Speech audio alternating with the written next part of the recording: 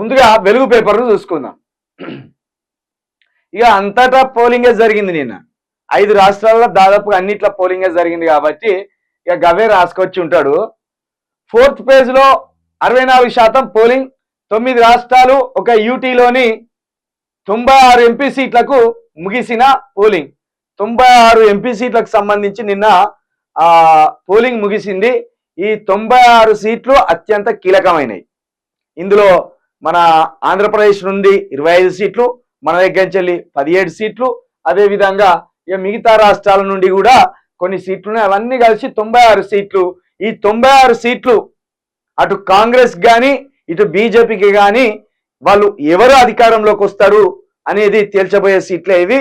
ఈ 95 సీట్లలో ప్రధానంగా జాతీయ పార్టీలను గనక దెబ్బ కొట్టగలిగితే మూడో సంకీర్ణం, మూడో ప్రత్యామ్నాయం, అదే విధంగా లేకపోతే సంకీర్ణ ప్రభుత్వం ఏర్పడుతుంది. వీటి ద్వారానే 96 సీట్లు అంటే మామూలు ముచ్చట కాదు. ఇక 47 సీట్లు మన 2 తెలుగు రాష్ట్రాలలోనే ఉన్నాయి. కాబట్టి సంకీర్ణ ప్రభుత్వం వస్తుందా, మరొకసారి బీజేపీ వస్తుందా, లేదా కాంగ్రెస్ వస్తుందా అనేది ఈ 96 సీట్లు డిసైడ్ చేసి పడేస్తాయి. కాబట్టి ప్రధానమైనవి. ఇక మనకు నిషేధం ఉన్నది, ఈసీ నిషేధం ఉన్నది, ఎగ్జిట్ పోల్స్ చెప్పొద్దని, కాబట్టి ఆగుతున్నాం. ఇక అది తీసి పక్కన పెడితే రూరల్ ఓటు ఎటువైపు, అర్బన్తో పోలిస్తే పల్లెల్లో పెరిగిన పోలింగ్ శాతం ఎవరికి కలిసి వస్తుందో అని లెక్కలు వేసుకుంటున్న పార్టీలు, అభ్యర్థులు. అసెంబ్లీ ఎన్నికల్లో కాంగ్రెస్ కు పట్టం కట్టిన రూరల్ ఓటర్లు ఈసారి అదే రిపీట్ అవుతుందని అస్తం పార్టీ ధీమా. తమకే పడి ఉంటాయని బీఆర్ఎస్ బీజేపీ ఆశలు. నిజానికి పల్లె ఓట్లే ఇప్పుడు కీలకం. గ్రామీణ ప్రాంతాల ఓటర్లు వేసిన ఓట్లే ఇప్పుడు బీజేపీకి కావచ్చు, కాంగ్రెస్కి కావచ్చు, బీఆర్ఎస్కి కావచ్చు, అవి గెలుపు ఓటర్ల దిశగా గెలుపును డిసైడ్ చేస్తాయి. కాబట్టి గ్రామీణ ప్రాంతాల్లో ప్రజలు ఓటర్లే ఇప్పుడు కీలకంగా మారబోతున్నారు. ఇక ఆ విధంగా చూస్తే గతంలో కాంగ్రెస్కే గ్రామీణ ప్రాంతాల ప్రజలు పట్టం కట్టింది.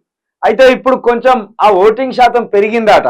మరి ఇది 6 గ్యారంటీలు ఇవ్వలేదనే కోపంతో బీఆర్ఎస్ వైపు మళ్ళిన ఓటింగ్ పర్సెంటా, లేకపోతే హిందుత్వవాదంతో తలంబ్రాలు వంచిననే ఉద్దేశంతో ఇదే బీజేపీకి పెరిగిన ఓటింగా, లేకపోతే బానే ఉన్నది 5 నెలల్లో కాంగ్రెస్ మంచిగానే చేసింది, 6 గ్యారంటీల్లో 1 2 ఇచ్చిండ్లు అనే ఉద్దేశంతో కాంగ్రెస్ వైపే మరొకసారి ప్రజలు టర్న్ అయిన్లా అనేది తెలుసుకోవాలి.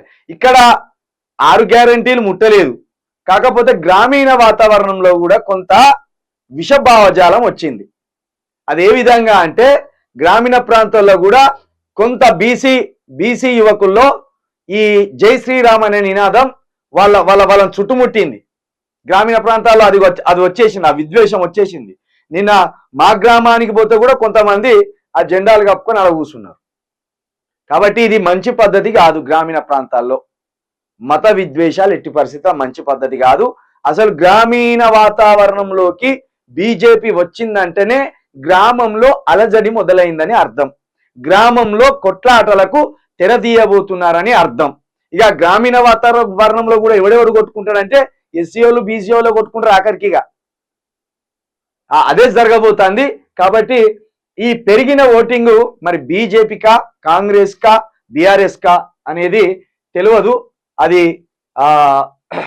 ఈవీఎం మిషన్స్ లో నిక్షిప్తమై ఉన్నది. కాకపోతే ఎవరి ఆశలు వాళ్ళైతే పెట్టుకుంటారు. గతంలో గ్రామీణ ప్రాంతాల్లోని ప్రజలే ఇదే కాంగ్రెస్ కి 1 సైడ్ గా ఓటింగ్ చేసింది. 5 నెలల క్రితము గ్రామీణ ప్రాంతాల ఓటర్లు బీఆర్ఎస్ కు దెబ్బేషన్లు. ఈ పట్టణ ప్రాంత ప్రజలు మాత్రం బీఆర్ఎస్ వైపు, అభివృద్ధి వైపే నిలబడ్డారు. ఈసారి మరి ఈ 5 నెలలలో రైతులు చనిపోయిన్లు, ఈ 5 నెలలలో నేతన్నలు చనిపోయిన్లు, ఈ 5 నెలలలో నీరాగిపోయింది, ఈ 5 నెలలలో 10 సంవత్సరాల క్రితం లేని కరెంటు కోతలు వచ్చినాయి. కాబట్టి వీళ్ళు ఏమైనా మంట మీద మరి బీఆర్ఎస్ కు గుద్దుంటారా ఓట్లు అనేది కూడా ఒక ఆలోచనగా ఇక్కడ మనము చెప్పవలసిన అవసరం ఉన్నది.